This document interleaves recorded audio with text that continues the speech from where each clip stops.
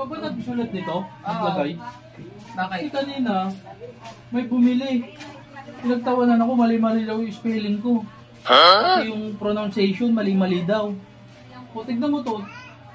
Tama nga naman kasi cornstarch dapat to, cornstarch. Ginawa mong cornstarch. Ano ba yan? Kasi to, munggo. Sabi monggo daw, monggo. Bisaya daw ako, taga-bundok daw. Pati itong isa, sago. Diba dapat esto? Ginawa mo naman Z, zago. Bakit ba? Bisaya Sino ba yung nagsabi?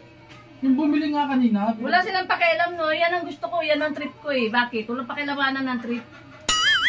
Kaya nga, Sus, ginokorek lang kita. alam ko Para- yun. Sinadya ko yan para ano.